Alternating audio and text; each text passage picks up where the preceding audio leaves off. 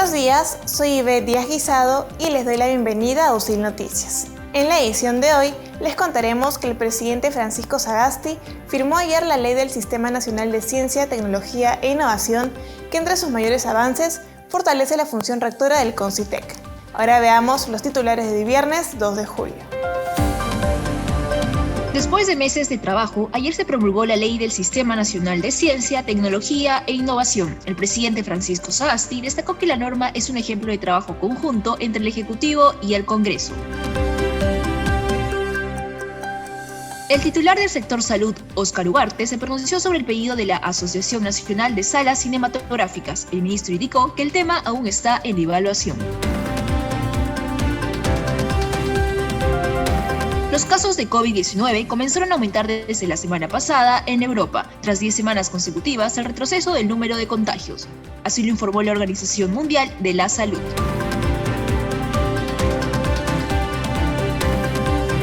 Los tres principales indicadores del mercado americano cerraron el jueves al alza, mientras que en el mercado local, la bolsa limeña tuvo un retroceso del menos 0.93%. Y hoy a las 4 de la tarde, la selección peruana se enfrenta a Paraguay por los cuartos de final de la Copa América 2021.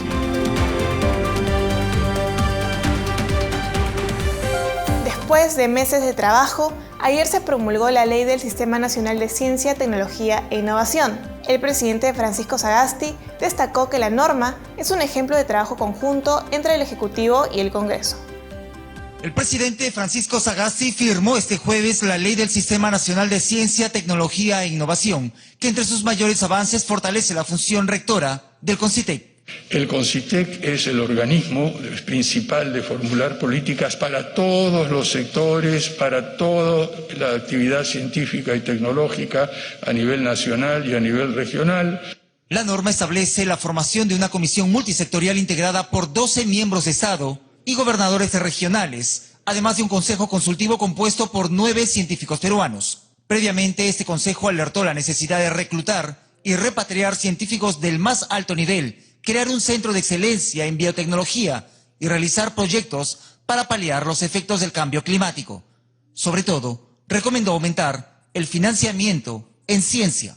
Invertimos alrededor del 0.12 a 0.14 de nuestro PBI en comparación con el promedio latinoamericano, 0.6% del PBI.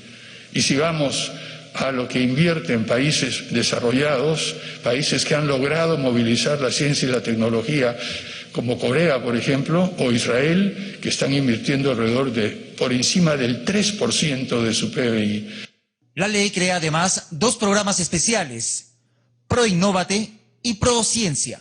Sagasti remarcó que esta norma es un ejemplo que el Ejecutivo y el Legislativo pueden limar asperezas y establecer un trabajo conjunto, sin imposiciones. No solo es posible, sino que es absolutamente indispensable limar asperezas, eso sí, respetando de una manera escrupulosa los fueros de cada una de estas instituciones. Ahora revisaremos las portadas de los principales diarios de nuestra capital. Comenzamos revisando la portada del Comercio, que destaca la siguiente noticia. Castillo insiste en impulsar asamblea constituyente. Anuncia que el 28 de julio pedirá al legislativo que ponga tema en agenda para tener un nuevo texto con olor, color y sabor a pueblo. Legislador electo Guillermo Bermejo dice que recolectarán rúbricas para una consulta ciudadana sobre la reforma total de la Constitución de 1993. Piden 36 meses de prisión para mafia vinculada a Vladimir Cerrón, tituló hoy el diario La República. Jueza Yuli Valdión decidirá si acepta el pedido de la fiscal Bonnie Bautista y ordena que pasen a la cárcel 20 integrantes de esta red que traficaba y cobraba coimas en la entrega de licencias de conducir. Organización criminal operaba en el gobierno regional de Junín desde el 2011. En tanto, en Lima, el magistrado Richard Rojas Gómez investiga también a los dinámicos del centro por lavado de activos.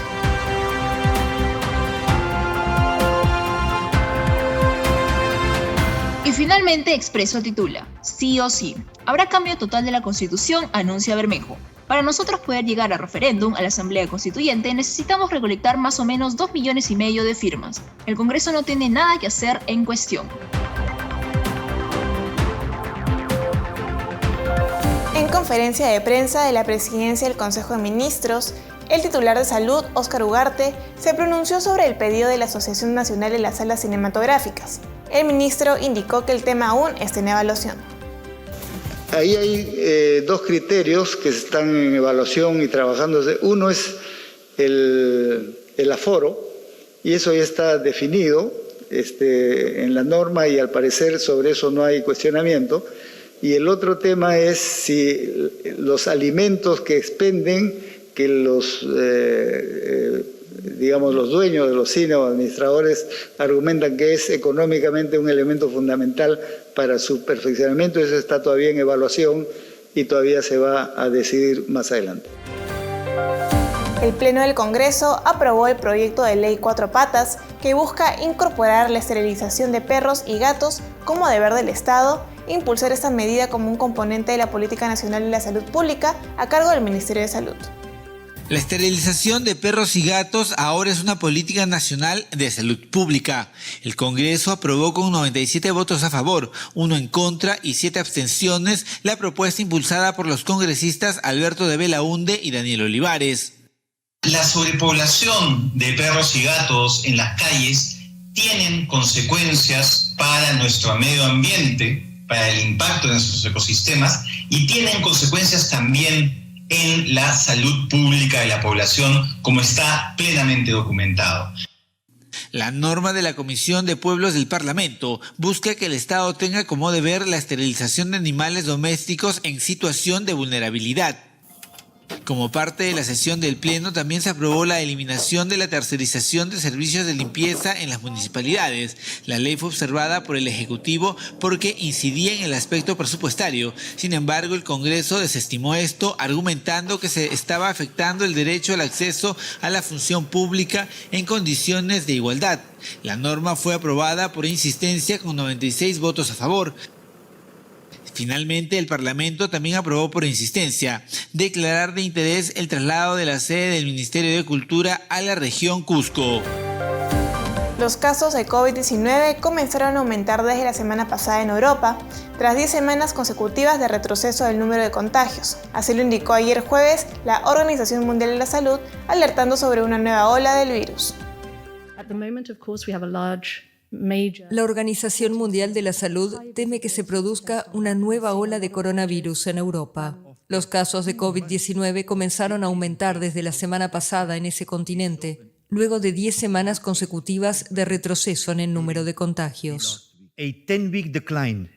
Una caída de 10 semanas en la cantidad de casos de COVID-19 en los 53 países de la región Europa de la OMS llegó a su fin. La semana pasada la cantidad de casos aumentó 10%, impulsada por un aumento de los contactos, los viajes, las reuniones y una reducción de las restricciones sociales. El funcionario indicó que el cambio responde a una situación que evoluciona rápidamente por la nueva variante Delta, en una región donde millones de personas todavía no están vacunadas. Y advirtió que a menos que se siga siendo disciplinados, habrá una nueva ola de COVID en la región europea. La OMS estima que para agosto la variante Delta, especialmente contagiosa, será dominante en el viejo continente. El príncipe Harry y su hermano mayor William, segundo en la sucesión al trono británico, se dieron una tregua ayer para inaugurar una estatua en homenaje a su madre Diana en el Palacio de Kensington. Los grandes ausentes al evento fueron la reina Isabel II y el príncipe Carlos. Un nuevo homenaje a la princesa Diana. Sus hijos, los príncipes Enrique y Guillermo, se reunieron el jueves en el Palacio de Kensington, donde fue develada una estatua para conmemorar el que habría sido el cumpleaños 60 de la princesa de Gales. El palacio fue la antigua residencia de Diana y actual morada del príncipe Guillermo, heredero de la corona tras su padre Carlos. A la ceremonia asistieron solo unas 30 personas a causa de la pandemia de COVID-19, entre ellos miembros de la familia Spencer. Creo que lo más importante en mi mente era hacer algo para los príncipes. La princesa era una figura muy pública y en muchos aspectos un ícono, pero era la madre de alguien. Así que presté la mayor atención a ambos príncipes y lo que tenían que decir. Y en muchos sentidos fue un esfuerzo de colaboración, hicieron una gran contribución. Y en muchos sentidos puedo decir que la escultura también le pertenece a ellos. Ayudaron a hacerla. El evento también despertó expectativas sobre si el reencuentro de los dos hermanos puede aliviar la crisis provocada por el abandono de Enrique de sus funciones oficiales como miembro de la familia real británica y la explosiva entrevista que concedió en marzo junto a su esposa, la exactriz estadounidense Meghan Markle, a la presentadora estadounidense Oprah Winfrey. El príncipe Enrique regresó al Reino Unido la semana pasada desde California, donde reside con Markle y sus dos hijos, e hizo una aparición sorpresiva el miércoles en una actividad caritativa organizada para niños enfermos. Y llegó el momento de dar una mirada a los principales portales internacionales. Revisemos la primera plana de CNN. La tormenta Elsa y un posible nuevo colapso amenazan los esfuerzos de rescate en el edificio de Miami. Con días de incansables esfuerzos a sus espaldas, los equipos de búsqueda y rescate enfrentan desafíos adicionales con una tormenta en el horizonte y la amenaza de que el resto del edificio de condominios en Surfside, Florida, también colapse.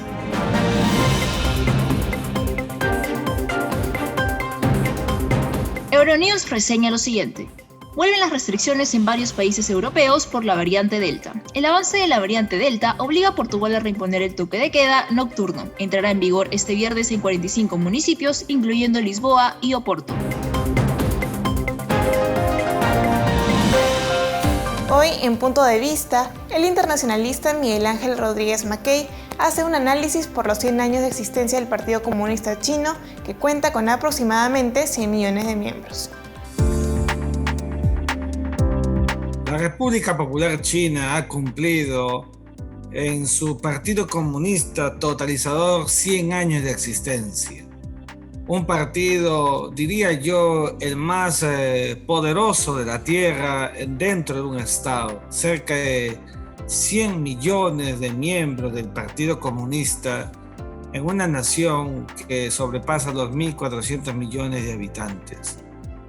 China es en el siglo XX un país que ha tenido un momento importantísimo en el punto de quiebre de su historia internacional, luego de la revolución que llevara adelante Mao Zedong en 1949. En el tiempo, Mao, como figura ecuménica de la revolución y la revolución cultural al estilo de Mao, enseguida la otra figura, a mi juicio, imponente que le dio esta mirada internacional en el ámbito económico a China, su gran despegue con Deng Xiaoping. China hoy día es uno de los países más importantes del globo. Le pisa los talones a Estados Unidos, para algunos ya está como Estados Unidos. Su hegemonía económica en el globo es extraordinaria. La ruta de la seda en los últimos tiempos ha llevado a una China hacia adelante, económicamente muy empoderada. El Partido Comunista ha permitido que China crezca de manera uniforme, una disciplina al interior con una clase política también disciplinada, de tal manera que esa ha sido la base para el progreso de un pueblo que tenemos que reconocer en la magnitud de sus enormes virtudes y valores. Ha sabido construirse reduciendo la pobreza ostensiblemente, que es la que tenía, por ejemplo, en el siglo pasado. El asunto de Hong Kong y el asunto de Macao, ha dicho el presidente Xi Jinping el día de hoy, a través de una lectura de su discurso por este 100º aniversario del Partido Comunista, pues se respeta el país, el Estado con dos sistemas. China seguirá siendo el portento más importante con Rusia de la zona asiática, eso hay que decirlo, y sigue comportando todo un carácter geopolítico gravitante en el sistema internacional.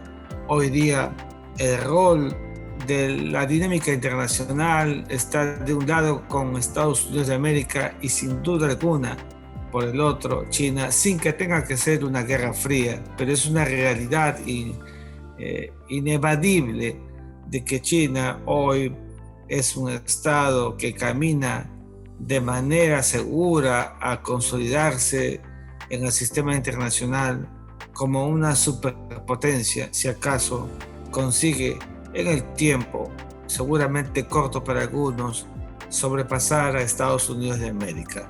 Es parte de la ciclicidad y de la alternancia del sistema de las relaciones internacionales.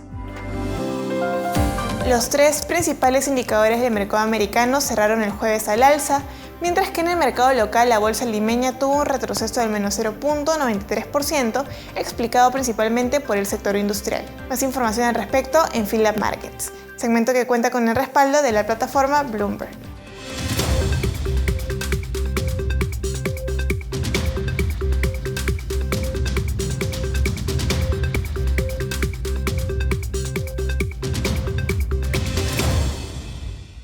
Bienvenidos a Philab Markets. Los tres principales indicadores del mercado americano cerraron el jueves al alza.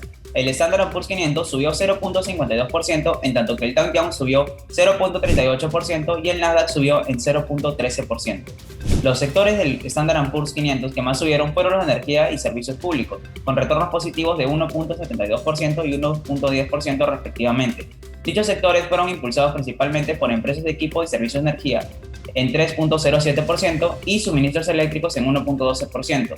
Dentro de las acciones que componen el Standard & Poor's 500, el valor con el mejor retorno en la jornada fue DT Midstream Inc., empresa de transporte, petróleo y gas. La acción cerró en $41.95, subiendo 8.51% respecto al cierre del día anterior. Hay dos factores que pueden estar influyendo en el comportamiento de los inversionistas.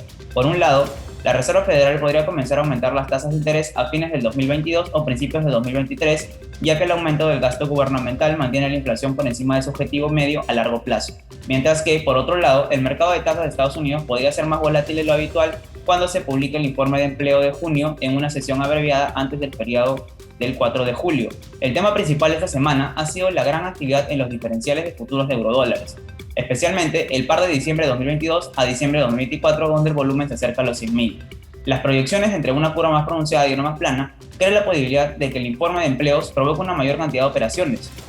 En cuanto al mercado local, la bolsa limeña tuvo un retroceso del menos 0.93%, explicado principalmente por el sector industrial. El precio de la acción de la empresa de alquiler y venta mayorista de equipos de construcción, Ferrey Corp, cayó en menos 4.35% al cierre de la jornada.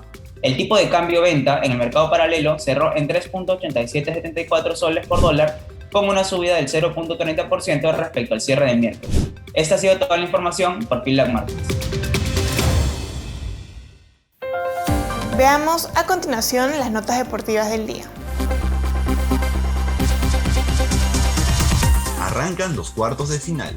Hoy a las 4 de la tarde, la blanquirroja se mide ante la selección de Paraguay en el estadio Pedro Ludovico Teixeira por su pase a las semifinales de la Copa América. La buena noticia es que Ricardo Gareca podrá contar con Cristian Ramos, que estuvo suspendido contra Venezuela, y con Anderson Santamaría, quien ya se había recuperado de una lesión.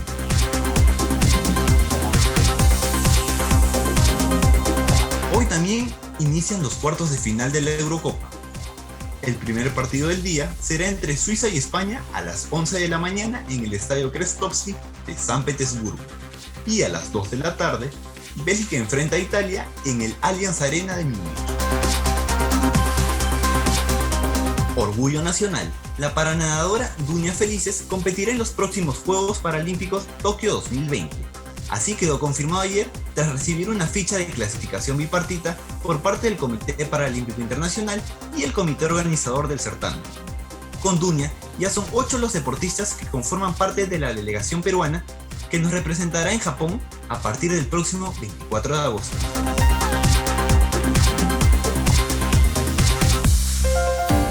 Y así culmina la presente edición de UCIL Noticias desde casa, informativo producido por la carrera de Comunicaciones de la Universidad San Ignacio Loyola. Recuerden seguirnos a través de nuestras plataformas Facebook, Instagram y YouTube de UCIL TV.